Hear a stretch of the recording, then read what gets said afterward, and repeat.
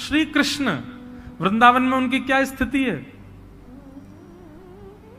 जब यशोदा मैया गंगा यमुना जल भरवे जावे सो लाला को अपनी, अच्छा हमारे ब्रज में लाज मर्याद बड़ी पालन करती हैं माताएं, इतना इतना घूंघट करके रहेंगी।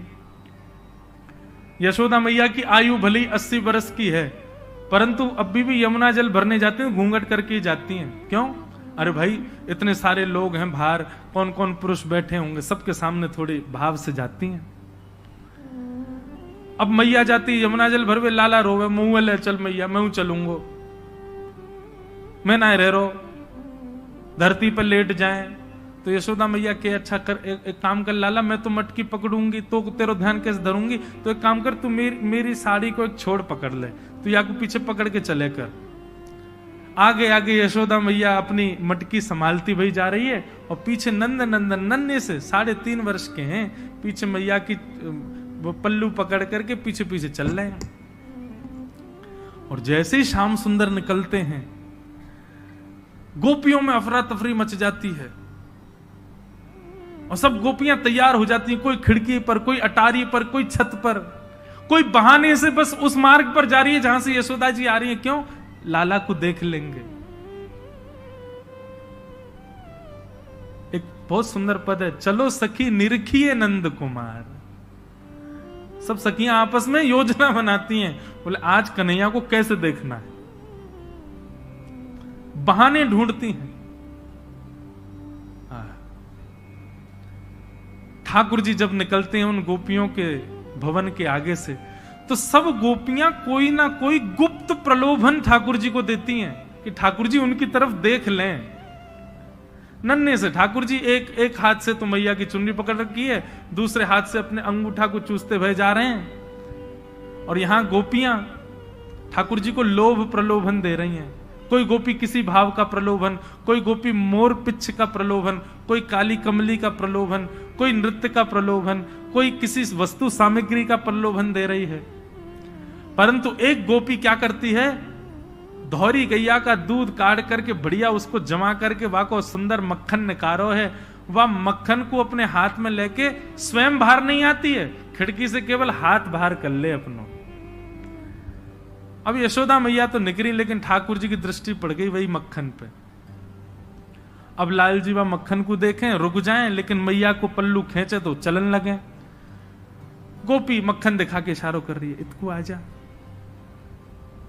ठाकुर जी मैया की साड़ी छोड़ दें और वह गोपी के भवन में प्रवेश कर जाएं।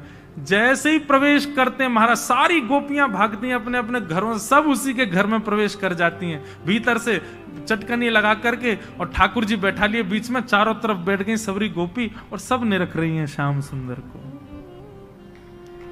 तब ठाकुर जी कहते, तुम मुंह को ऐसे काय को टुकुर टुकुर देख रही हो, मैं तो मक्खन खावे आया हूं, मक्खन खवाओ, मेरी मैया चली गई, मैं शिकायत कर दूंगा।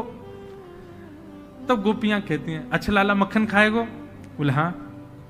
ऐसे ना मिलेगो, कछु मोल देनो पड़ेगो तो को। ठाकुर जी बोले अभी कमाई मैं करूं ना हूं, जब कमाई हो जाएगी तब दूंगो। बोले ना लाला तू दूसरा मोल दे दे। बोले कहां मोल दूं बता। बोले काम करने के नाच के दिखाई दे हमें, नहीं नृत्य करके दिखा। नन्हे से ठाकुर जी के नेत्रों में आंसू आ रहे हैं, यशोदा मैया को याद कर रहे हैं, लेकिन गोपियों ने पकड़ रखा। बोले पहले नाच हमारे आगे। देवता आकाश से दंडवत करते हैं गोपियों को, बोले ये त्रिलोकी नाथ है जिसकी भ्रगुटी पर तीनों लोक नृत्य करता है, वो इन गोपियों के सामान्य से मक्खन पर ठुमुक ठुमुक करके नाच रहे हैं। तब रसखान लिखते हैं, ताही अहीर की छोहरिया, छचिया भरी छाछ पे नाच नचायो। उस परब्रह्म को जिसके आगे महादेव भी हाथ जोड़ के खड़े रहते हैं, जिसके आगे साक्षात ब्रह्मा भी हाथ जोड़ करके खड़े रहते हैं, जिसके आगे तीनों लोग थरथर कांपते हैं, वो ब्रजवासी इन अहीरों की छोरियों के आगे ऐसे नृत्य करते हैं जैसे अगर नाचे नहीं तो तीनों लोग चुरा ले जाएंगी गोपी इनसे। बताओ इस लीला में ठाकुर जी का यश प्रकट होता है कि ठाकुर जी का प्रेम प्रकट होता है? ठाकुर जी का प्रेम प्रकट होता है। धर्म तो कहता है भगवान को सिंहासन पर बिठाओ, धर्म तो कहता है ऐसा कुछ मत करो जिससे भगवान को तकलीफ हो, लेकिन प्रेम कहता है वो सब जायज है। यहां सब कर सकते हैं। ठाकुर जी को उखल से भी बांध सकते हैं, ठाकुर जी को नचा भी सकते हैं। ठाकुर, अरे कहां तक कहें महाराज, ए ब्रजवासी की ऐसे ऐसे मधुमंगल श्रीदामा ठाकुर जी कोई घोड़ा बना के उन पर चढ़ जाए, और ठाकुर जी की जो दो बहनी मैया दो चुटिया बनाते, वही चुटिया कोई पकड़ ले, बोले चल लाला इसको जहां को चोटी खींचे वहीं को चलियो, और ठाकुर जी चलते हैं।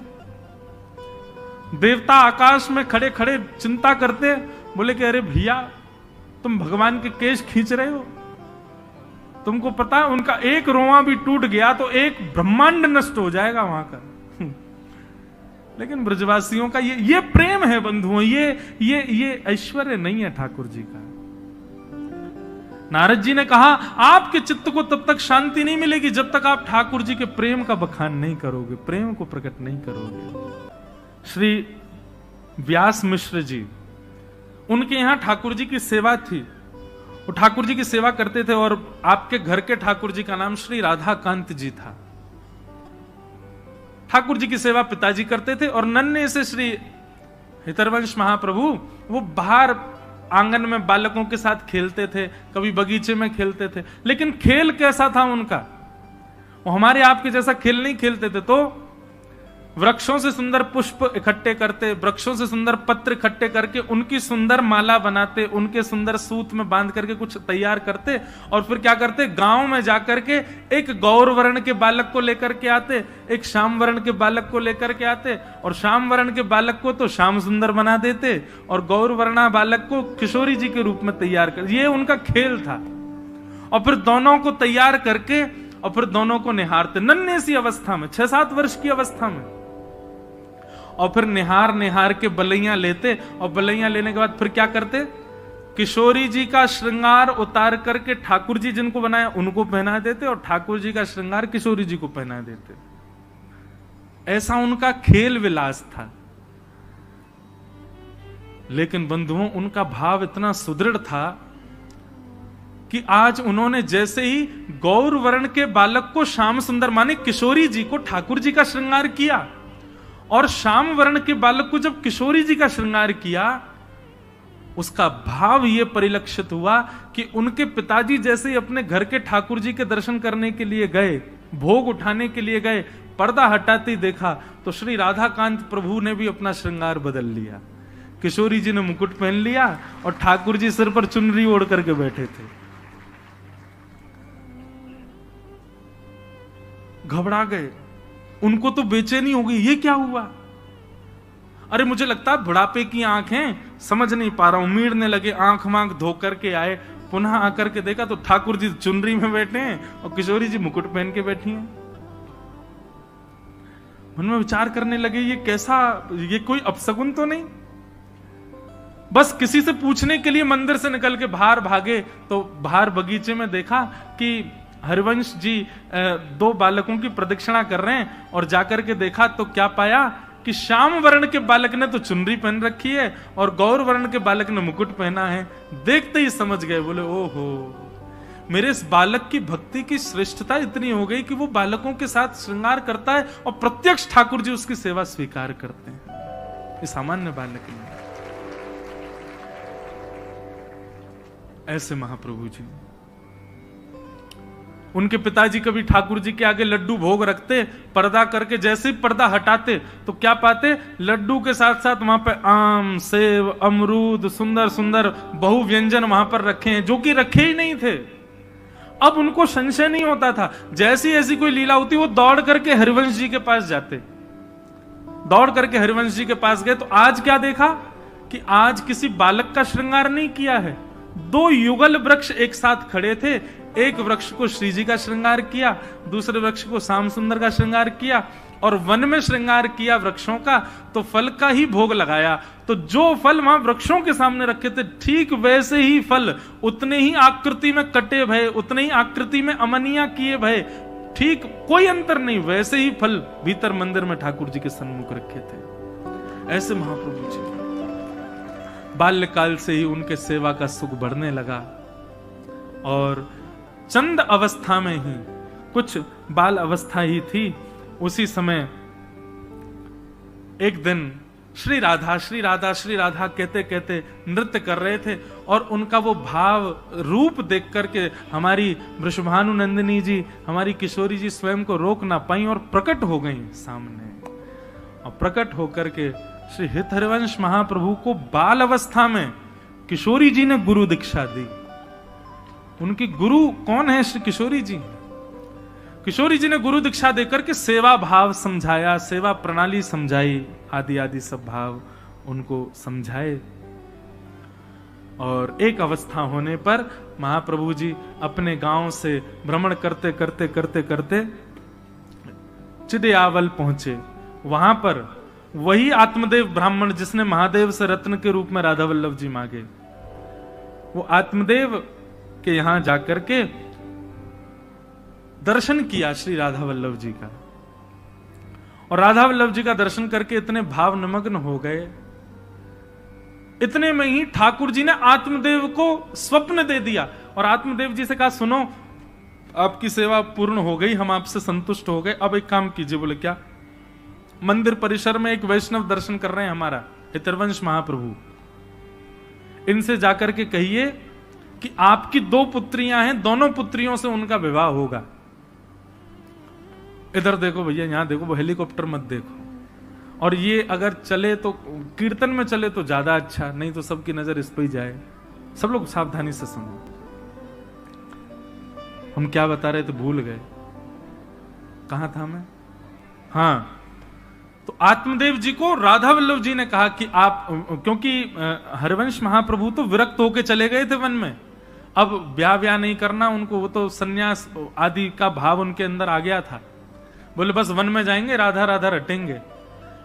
लेकिन जैसे ही राधा वल्लभ जी के दर्शन किए आत्मदेव जी के घर पर, तो आत्मदेव जी को स्वप्न देकर के राधा वल्लभ जी ने कहा, हम तुम्हारी सेवा से बड़े प्रसन्न हैं, अब एक काम करो, द्वार पर जो ये आए हैं इनसे अपनी दोनों पुत्रियों का विवाह कर दो। वो मना करें तो उनको कहना राधा वल्लभ जी की आज्ञा है, और सुनो विवाह कर दो अपनी पुत्रियों का। तो आत्मदेव जी जो थे थोड़े संकोच में आ गए, जय जय, ब्याह करते हैं तो फिर तो दहेज देना पड़ता, बहुत सामग्री, मेरे पे कहां इतनी सामग्री। बोले एक काम कर, तू मुझे ही दे दे दहेज में उनको, मैं ही चला जाऊंगा उनके साथ, और ये सब मेरे श्रृंगार भी उन्हीं को ही दे देना, वही मेरी सेवा करेंगे। और आत्मदेव जी ने आज्ञा की, ठाकुर जी ने आज्ञा की, ऐसा कहा तो महाप्रभु जी ने स्वीकार किया, दोनों पुत्रियों के साथ विवाह किया और श्री राधा वल्लभ जी को उपहार रूप में अपनी गोद में लेकर के श्री वृंदावन पधारे। और वृंदावन में मदन टेर एक स्थान है, वहां आकर के श्री राधा वल्लभ जी को विराजमान किया। कालांतर में ठाकुर जी का मंदिर निर्माण हुआ, फिर उसमें ठाकुर जी विराजमान हुए। बोलो श्री राधा वल्लभ लाल की, श्री हित हरिवंश महाप्रभु की, प्यारे वृंदावन धाम की। इसीलिए हम सप्तनिधि के पद में गाते हैं, आतुर हित हरिवंश पुकारो, श्री राधा राधा नाम। आतुर हित हरिवंश पुकारो, श्री राधा राधा नाम। हे आतुर हित हरिवंश पुकारो, श्री राधा राधा नाम। आतुर हित हरिवंश पुकारो, श्री राधा राधा नाम। हे सघन कुंज यमुना तट आयो, सघन कुंज यमुना तट आयो।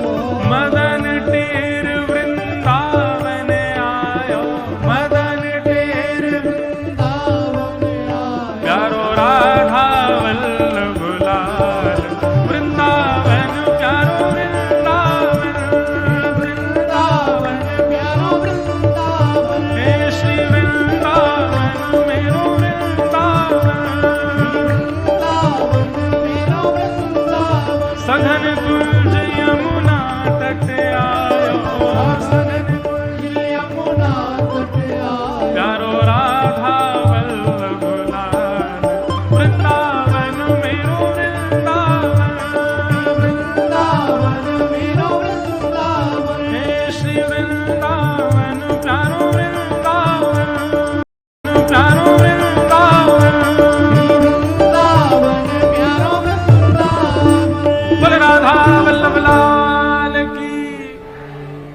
ऐसे हमारे वृंदावन के मुकुटमणि श्री राधा वल्लभ लाल जी जिन आचार्य चरण के द्वारा पधराए गए, जिन आचार्य चरण के द्वारा वहां पर विराजमान किए गए, ऐसे श्री हितरवंश महाप्रभु जिनका आज प्रादुर्भाव दिवस है, उन आचार्य चरणों के पावन चरण कमलों में हम इस भाव से प्रणाम करते हैं कि हे आचार्य चरण, आप हम पर कृपा करें। श्यामा जी आपकी गुरु हैं, आप श्री राधा वल्लभ लाल जी को वृंदावन में लाकर के वृंदावन की शोभा बढ़ा रहे हैं, आप कृपा करें, अनुग्रह करें। हम सब दासों के जीवन में भी श्री राधा वल्लभ जी कृपा करें। हमारे मन रूपी वृंदावन में, हमारे मन रूपी उस सघन कुंज में भी एक ना एक दिन ऐसे ही युगल स्वरूप आपकी कृपा से विराजमान हो, इस अभिलाषा से आचार्य चरणों में बारंबार प्रणाम। आज के इस मंगल दिवस के हम इसी बेला को प्रणाम करते हैं। आज तो पूरी कथा ही वृंदावन में हो गई। देखो यही है, हमारे जन्मदिन से क्या होता है, गुब्बारे फूटते हैं। हमारे जन्मदिन से क्या होता है, केक कटते हैं। हमारे जन्मदिन से क्या होता है, 4-5 लोग आकर के और तला हुआ भोजन खा के बीमार होते हैं। लेकिन आचार्य चरण का जब जन्मोत्सव होता है तो हजारों वैष्णवों के चित्त में वृंदावन प्रकट हो जाता है, हजारों वैष्णवों के चित्त में श्री राधा वल्लभ लाल जी प्रकट हो जाते हैं। एक वैष्णव भक्त का मंगल प्रादुर्भाव दिवस कितना आनंद देने वाला होता है। बंधुओं, एक बार को ठाकुर जी के उत्सव भूल जाना, पर ये रसिक जन संतों के कभी उत्सव भूला मत करो। और इन उत्सवों पे जैसे आप जन्माष्टमी, रामनवमी पर ठाकुर जी का श्रृंगार विशेष करते हो, इन उत्सवों पर भी अपने ठाकुर जी का विशेष श्रृंगार किया करो।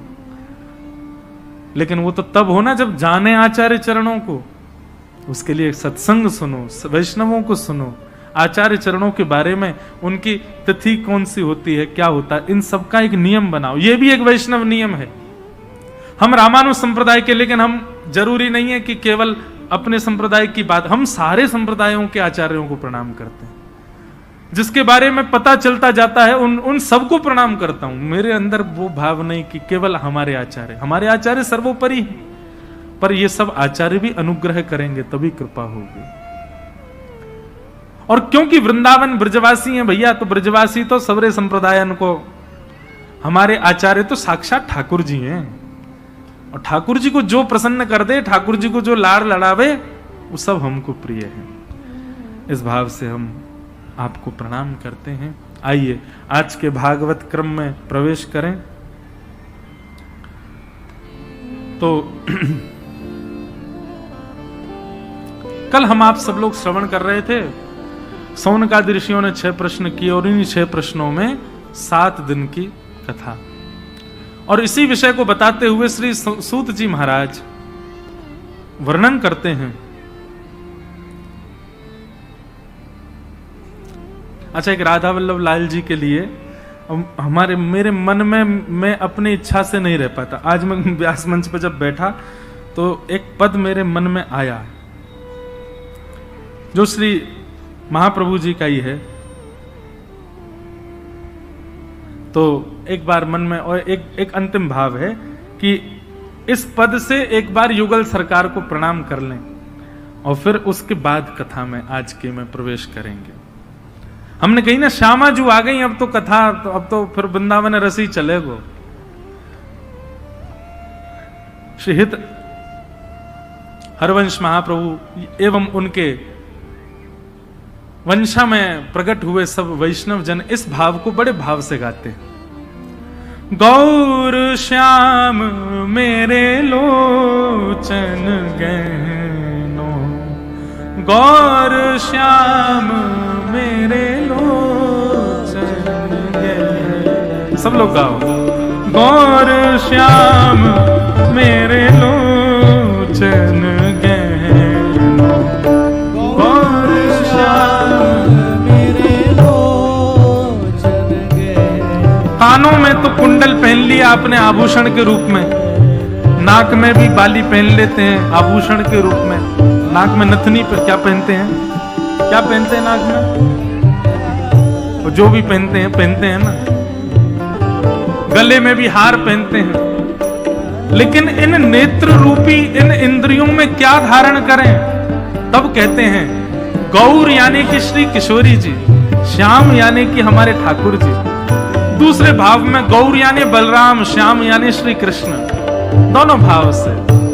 गौर श्याम मेरे लोचन गहनो, गौर श्याम मेरे लोचन गहनो, इनको गाऊं इन्हीं को रिझाऊं, इनको गाऊं इन्हीं को रिझाऊं, इनको गाऊं इन्हीं को रिझाऊं, इनको गाऊं इन्हीं को रिझाऊं, इन बिन मोहे आवे ना कछु कहनो, इन बिन मोहे आवे ना कछु कहनो, इन बिन मोहे आवे ना कछु कहनो, इन बिन मोहे आवे ना कछु कहनो, हे गौर श्याम मेरे लोचन गहनो, गौर श्याम मेरे लोचन गहनो, हे गौर श्याम मेरे लोचन गहनो, गौर श्याम मेरे लोचन गहनो, यह विधु वदन उदित रहे निस दिन, यह विधु वदन उदित रहे सादर पलक बिसरी के चाहनो, सादर पलक बिसर के चाहनो, वृंदावन हित रूप बलि गई, वृंदावन हित रूप बलि गई, वृंदावन हित रूप बलि गई, वृंदावन हित रूप बलि गई, अष्ट प्रहर सुख इन सोले नो, अष्ट प्रहर सुख इन सोले नो, हे गौर श्याम मेरे लोचन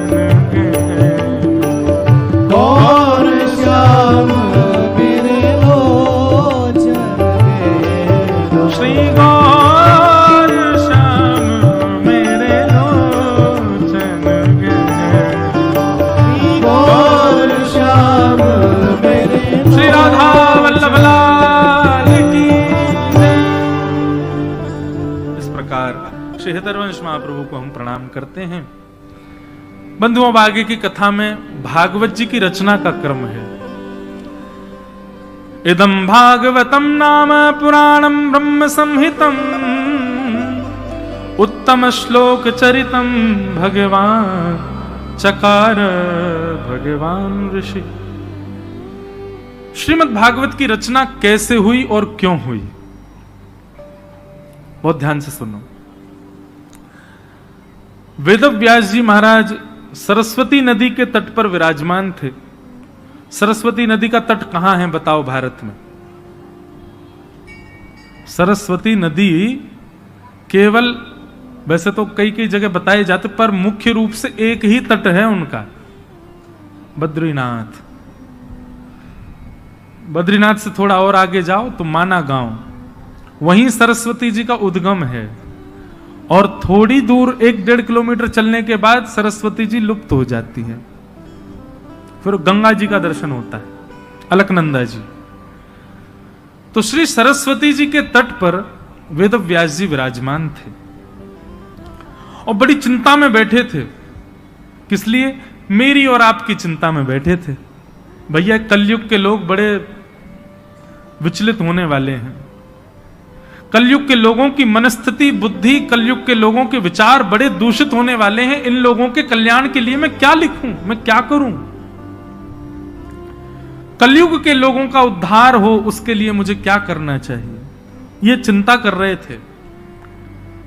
तभी उन्होंने हमारे आपके कल्याण के लिए वेद पुराण आदि का रचना करनी प्रारंभ की। लिखते गए, रचना करते गए, करते गए, करते गए। एक रचना करते, उसके बाद सोचते अभी इसमें तो ये तो मैंने वर्णन ही नहीं किया, तो दूसरे ग्रंथ की रचना करते। फिर उसके बाद मन में विचार करते अभी तो ये भाव अपूर्ण रह गया, फिर रचना कर। ऐसा करते करते अनेक ग्रंथों की रचना उन्होंने कर दी। 18 उपपुराण, 17 महापुराण, महाभारत, ऋग्वेद, यजुर्वेद, सामवेद, अथर्ववेद आदि आदि, इन सब की रचना हुई। चारों तरफ केवल पंक्तियां ही पंक्तियां लिखी रखी। वेद व्यास जी महाराज मन में विचार करने लगे, मैंने इतना सब कुछ लिख दिया, पर अभी भी मेरे मन में ऐसा लग रहा है कि कुछ तो अपूर्ण है इनमें, कुछ तो ऐसा है कि जो अभी पूर्ण नहीं हुआ है। और अपूर्णता के कारण मन में विचार करने लगे अब क्या करूं।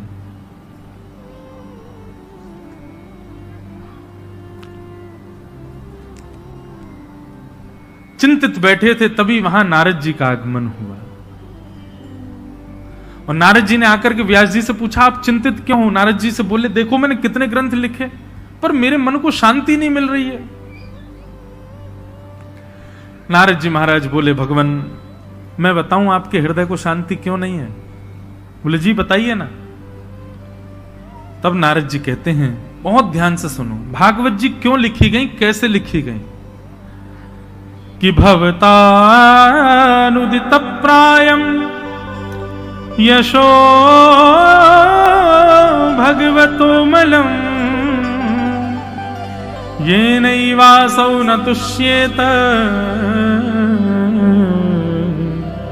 मन्ये तद्दर्शनम खिलम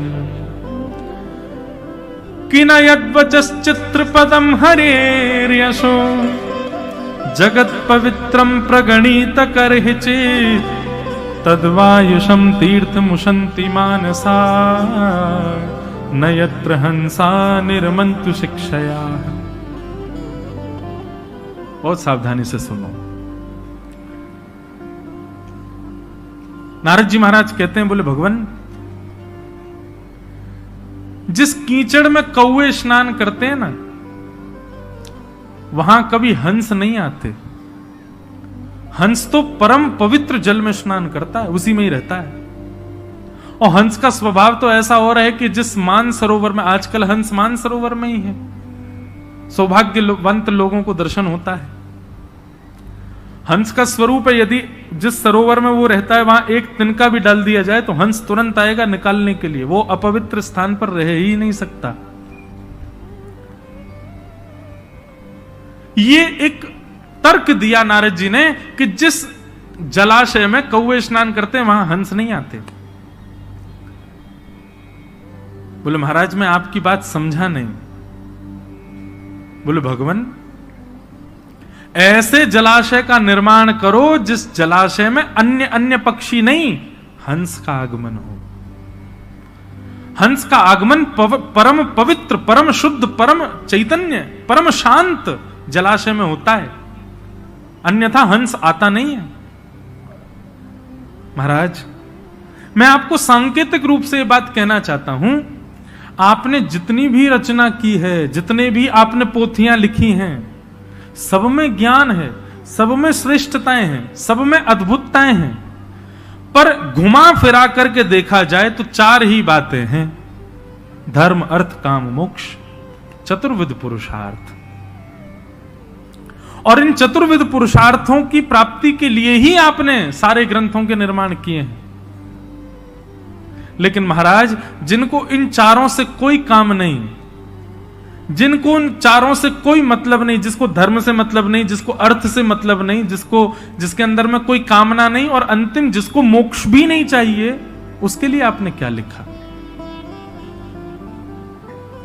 इन चारों की इच्छा ना रखने वाले हंस प्रवृत्ति के जो साधक हैं, उनके लिए आपने क्या लिखा? कुछ भी नहीं। इसीलिए आपका हृदय अशांत है।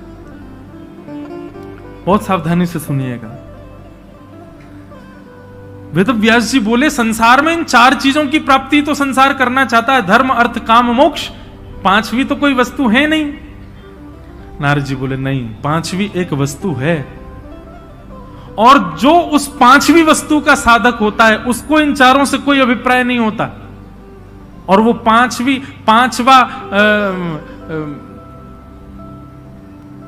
वस्तु क्या है, वो पांचवा पुरुषार्थ क्या है, जिसकी साधना करने वाला इन चारों के वश में नहीं रहता, इन चारों की उपासना नहीं करता। बोले पांचवा पुरुषार्थ का नाम है प्रेम। प्रेम का जो पथिक है उसको ना तो धर्म की चिंता होती, प्रेम का जो पथिक है उसको ना ही अर्थ की चिंता होती, प्रेम का जो पथिक है ना ही उसके चित्त में कोई कामना होती, और प्रेम का जो पथिक है उसको मोक्ष की भी चिंता नहीं होती। ऐसे प्रेम के पथिकों के लिए आपने क्या लिखा? कुछ भी नहीं। इसीलिए आपका हृदय अशांत है।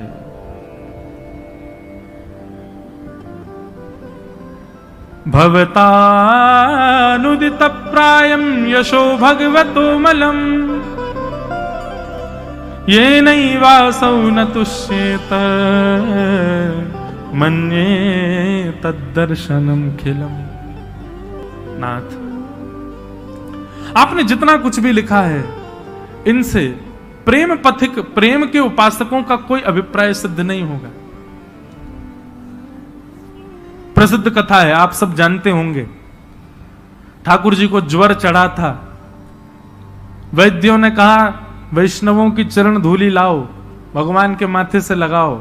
सबने मना कर दिया, लेकिन जब नारद जी वृंदावन की गोपियों के पास में जाकर के कहते हैं कि ठाकुर जी को ज्वर चढ़ा है और वैद्यों ने रसिकों की, वैष्णव जनों की चरण रज मांगी है, गोपियों ने भर भर के चरण रज दे दी।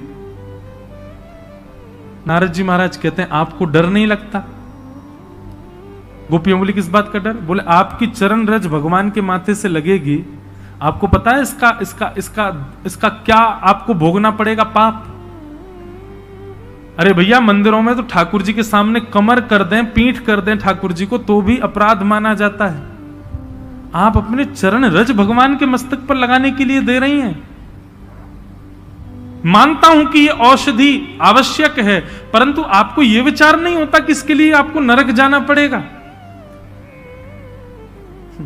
गोपियां कहती हैं नारद,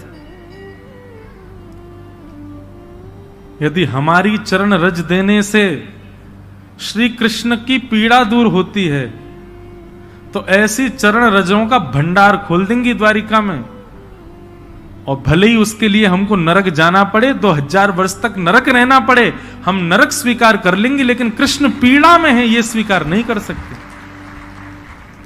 हम अपना कष्ट स्वीकार कर लेंगी, यम के कोड़े स्वीकार कर लेंगी, लेकिन कृष्ण पीड़ा में है, ये तो नरक से भी ज्यादा बड़ी वेदना है हमारे लिए, हम उसको स्वीकार नहीं कर सकते।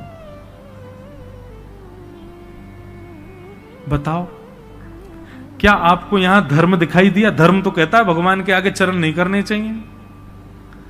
क्या आपको यहां अर्थ का दर्शन हो रहा है? अर्थ का दर्शन होता तो वो काम किया जाता जिससे ठाकुर जी प्रसन्न हो, ठाकुर जी रीच करके कुछ दें, पर यहां पर अर्थ भी नहीं है, ठाकुर जी की प्रसन्नता है बस, कोई कामना भी नहीं है।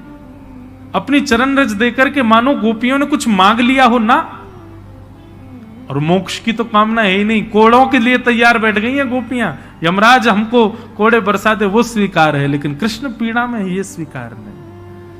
उसी समय नारद जी ने कलम उठाई और नारद भक्ति सूत्र का निर्माण किया, और उसमें जब प्रेम की व्याख्या करते हैं नारद जी तो कहते हैं, हे प्रेम पथिकों, सावधान हो जाओ, यदि प्रेम के उपासक बनना चाहते हो तो तुमको किसका पालन करना है? बोले यथा ब्रज गोपिका नाम, ब्रज की गोपियां, ये ब्रजवासी, यही आपको प्रेम सिखा सकते हैं, और कोई प्रेम नहीं सिखा पाएगा। तो प्रेम के जो उपासक होते हैं, अरे भाई सामान्य संसार में किसी कन्या से प्रेम करने वाला, सामान्य संसार में किसी सामान्य कन्या के प्रति प्रेम रखने वाला, वो क्या क्या नहीं कर बैठता है। धूप ताप का भी विचार नहीं करता।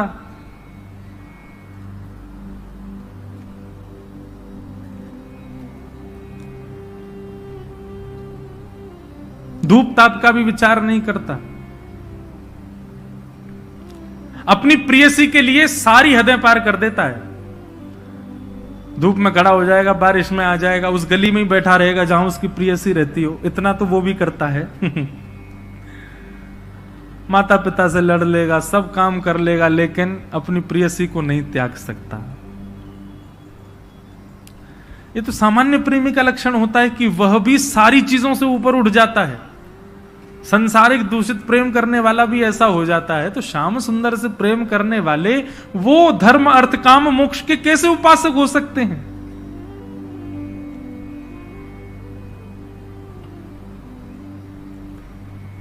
नारद जी कह रहे हैं, व्यास जी आपके चित्त को तब तक शांति नहीं मिलेगी जब तक आप ऐसे किसी ग्रंथ का निर्माण ना कर दें जिसमें प्रेम प्रधान हो, जहां पर सेवा, जहां पर पुण्य प्रधान नहीं है, पाप प्रधान नहीं है, धर्म अर्थ काम मोक्ष प्रधान नहीं है, जहां पर केवल प्रेम प्रधान है। जब तक ऐसी कोई रचना आप नहीं करेंगे, आपका चित्त शांत नहीं हो।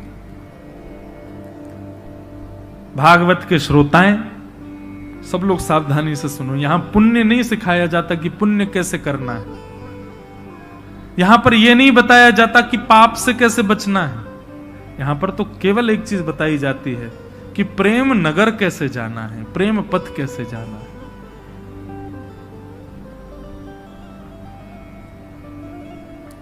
भागवत केवल वही सिखाता है।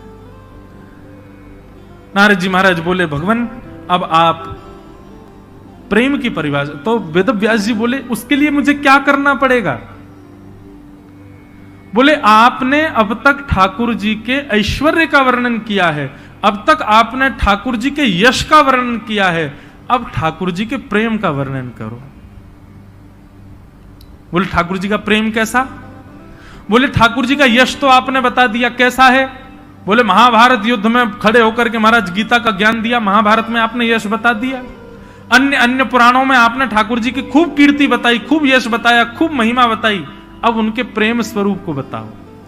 यश सुनकर के, कीर्ति सुनकर के व्यक्ति की श्रद्धा होगी भगवान में, लेकिन अब ऐसा कुछ लिखो जिसको सुनने के बाद व्यक्ति भगवान से प्रेम करे।